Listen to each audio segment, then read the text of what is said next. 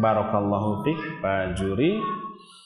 Semoga Allah Azza wa Jalla memberikan jalan keluar dari kesulitan yang sedang dialami dengan jalan keluar yang benar lurus. Jalan keluar tapi salah keliru juga berbahaya ya. Iya, kalau di satu lingkungan ada yang kesurupan, satu awalnya kemudian menyebar menjadi massal.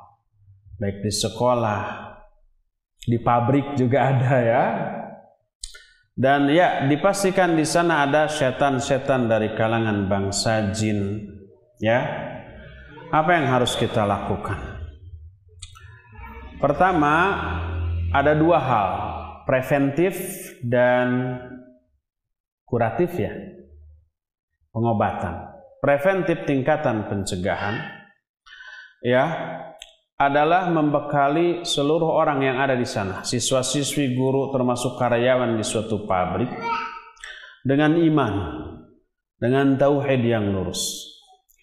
Bagaimana caranya? Ya, suburkan pengajian di tempat itu. Para bos, para direktur dari sebuah instansi pendidikan di sekolah, kepala sekolah dan pengurusnya, jangan melulu memikirkan duniawi semata-mata. Nanti begitu iman mereka rapuh ya. Adakan pengajian tentang tauhid gitu ya. Kemudian berikan keleluasan kepada karyawan dan para siswa dan siswi untuk membaca Al-Quran, untuk sholat pada waktunya, diadakan azan pada waktu-waktu sholat di masjid yang ada di sana dengan suara yang dikeraskan terdengar. Maka setan-setan yang ada di sana akan lari sejauh-jauhnya menghindari tempat seperti itu.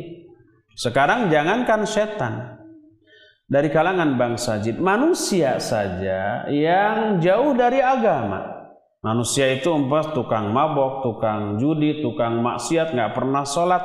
Apa dia betah nggak berada di lingkungan sekitar masjid, sekitar pesantren, sekitar lingkungan yang banyak pengajiannya? Nggak akan betah. Itu manusia. Apalagi bangsa jin, jin-jin yang kafir, dia akan lari sejauh-jauhnya, menghindari azan, menghindari bacaan Al-Quran, menghindari kajian-kajian tauhid, maka dia akan lari sejauh-jauhnya. Jadi suburkan pengajian di tempat itu, ya. Bukan mengundang dukun kemudian membentengi dengan benteng pagar gaib kata mereka. Enggak itu. Semakin demen itu bangsa setan di sana ya. Itu yang pertama, preventif. Dikondisikan lingkungannya sehingga islami, sehingga lebih terkesan suasana religiusnya daripada suasana kemaksiatan. Tapi kalau di sekolah di sana banyak kemaksiatan ya, banyak bikin panggung kemudian musik, nyanyian, aurat terbuka, setan demen banget. Itu yang pertama. Kedua, kalau itu terjadi ya, sebaiknya panggil orang berilmu yang pemahamannya lurus dan ahli ibadah yang dekat di sana. Lakukan ruqyah syar'iyah ya. Tapi orang yang meruqyah ibarat orang yang memainkan pedang. Kalau orang yang memainkan pedang tersebut pertama kuat, kedua dia punya kemampuan, maka itu akan sangat-sangat ampuh dan ditakuti oleh musuh. Tapi kalau orang itu lemah dan tidak bisa memainkan pedang, apa musuh akan takut apa tidak? Tidak. Ketika umpamanya orang itu memainkan pedang baru diangkat saja sudah gemeter karena beratnya. Pas mau diangkat malah ke kepala sendiri. Musuh pun malah tertawa seperti antum semua tertawa barusan.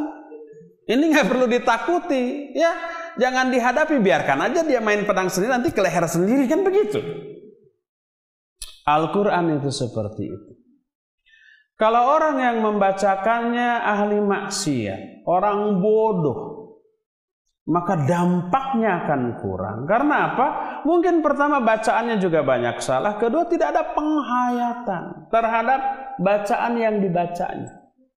Lain halnya dengan orang yang berilmu. Orang yang berilmu kemudian imannya kuat, syakhsiahnya, kepribadiannya juga tangguh gitu ya, maka baru datang pun itu sudah ditakuti. Apalagi sudah membacakan baru tahu aja a'udzubillahi minasyaitonirrajim dengan mantap dan penghayatan, pengaruhnya itu bagaikan orang yang memegang pedang, baru dipegang aja musuh udah gemetar. Dilihat dari cara megangnya, ini orang ahli nih. Sekali sabet itu bisa kena secara telak, kan begitu. Orang yang berilmu, imannya kuat, ahli ibadah, akhlaknya mulia, jauh dari maksiat, keyakinannya kuat, baru ta'awudz saja dia sudah teriak-teriak.